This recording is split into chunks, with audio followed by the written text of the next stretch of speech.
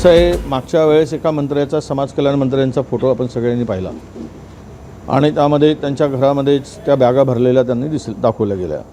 आता ह्यामध्ये काय नवल आहे की हे सगळे आमदार हा धंदा करून बसले आहेत तिजोरी साफ करण्याचा. आणि याचं कनेक्शन खरं आहे की खोक्याशी संबंध आहेच, त्यामुळं खोके कुठेही तुम्हाला दिसेल महाराष्ट्रात, आणि राज्यच खोक्यांचं आलेलं आहे. खोक्या आणि बोक्यांचं राज्य महाराष्ट्रात असल्यामुळे नोटांच्या बंडला ज्या काही आमच्या अंबादाजींनी दाखवलं आहेत ते सत्य आहे. त्याची चौकशी झाली पाहिजे, कारवाई झाली पाहिजे, प्रामाणिकपणा सिद्ध केला पाहिजे, अशी आमची मागणी आहे. आता मला माहीत नाही चर्चा कुठून आली, काय आली. माझ्याबरोबर कुठलीही अशी चर्चा झालेली नाही किंवा मी सुद्धा कोणाबरोबर चर्चा केलेली नाही. मी कोणाला भेटलो पण नाही. आणि आमचे नावं आम्ही महाविकास आघाडी म्हणून दिलेले आहेत, त्यामुळे ती नावं त्यांनी फायनल करावी अशी आमची इच्छा होती. आणि आम्ही सर्वजण, बाळासाहेब, मी आणि परबजी, आम्ही 4-5 लोक मध्यंतरी मुख्यमंत्र्यांना भेटलो आणि मंत्रालयामध्ये. त्यावेळेस महाविकास आघाडीचे आम्ही प्रमुख नेते होतो आणि तो निर्णय घ्यावा म्हणून मुख्यमंत्र्यांना त्यावेळेस विनंती केली होती की अध्यक्षांना तो निर्णय घ्यायला सांगावा म्हणून. पण त्यामध्ये माझ्या नावाचा कुठेही त्यामध्ये उल्लेख नव्हता.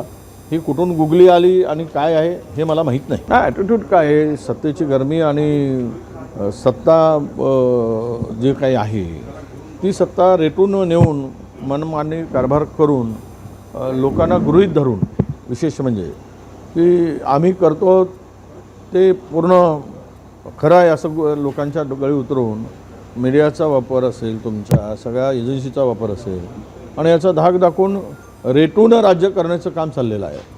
आणि त्यामुळंच विरोधी पक्ष नेता असला नसला तरी काही त्यांना फरक पडत नाही, कारण त्यांना संविधानिक पदावर उपमुख्यमंत्री अविसंविधानिकपणे चालतात. त्यामध्ये राज्यपालांच्याकडे मंत्री म्हणून सही करतात आणि बाहेर उपमुख्यमंत्री म्हणून मिरवतात. ते चालतं, ते कुठल्या संविधानात आहे. परंतु संविधानिक पद असूनही ते रिक्त आहे याची चाळ जर सत्ताधाऱ्यांना नसेल तर तो त्यांचा प्रश्न आहे. नाही, मला काल मी बावनकुळेजींचं वक्तव्य ऐकलं, काही आम्ही आमच्या दरेकरजींचं मी ते वक्तव्य ऐकलं. त्यांना आमची विनंती आहे की तुम्हीच मुद्दा काढला होता. आता महाराष्ट्र तुम्हाला दिसत आहे, मुंबईतल्या भूखंड तुम्हाला दिसत आहेत, त्यामुळे आता विदर्भाचा विसर पडला आहे.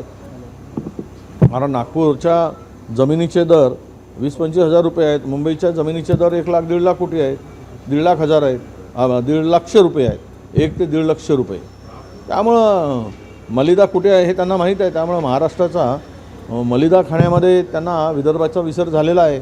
त्यामुळं ते विदर्भ आता आमच्या डोक्यात आहे वगैरे सांगून उपयोग नाही. 11 वर्ष होत आहेत. जर करायचं असेल तर तुम्हाला थांबवलं कोणी. दिल्लीत सत्ता तुमची आहे, महाराष्ट्रात सत्ता तुमची आहे, आणि इथल्या शेतकरी, इथले सगळे युवक, आज सगळ्यांचे मोठे प्रश्न आहेत. आणि विदर्भाला जो हिस्सा मिळाला पाहिजे तो अद्यापही मिळत नाही. त्यामुळे वेगळ्या विदर्भाचा विचार जर होत असेल तर त्या संदर्भातली आमची भूमिका आम्ही स्पष्ट केली आहे. ते मी बोललो आहे नोटांच्या बंडलांचा, त्यांनी केलेलं नोटाचं बंडल जे आहे ते खरं आहे ना. हे खोक्यांचंच सरकार आहे, त्यामुळं नोटाचे बंडल काही नवीन नाही. मंत्र्यांच्या घरात नोटांचे गोणी भरलेले दिसतात, बॅगा भरलेले दिसतात.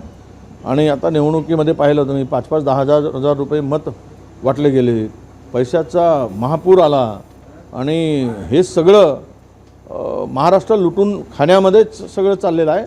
आणि त्यामुळे महाराष्ट्राची लूट जोपर्यंत जेवढी लुटता येईल तेवढी स्पर्धा आहे, आणि हे नोटांचे बंडल तुम्हाला दिसत राहणार. यावर चौकशी होऊन कारवाई केली पाहिजेत, कारण दानवेजींनी जे काही पुरावे दिलेत, जी माहिती दिली त्याची चौकशी व्हावी अशी आमची अपेक्षा आहे.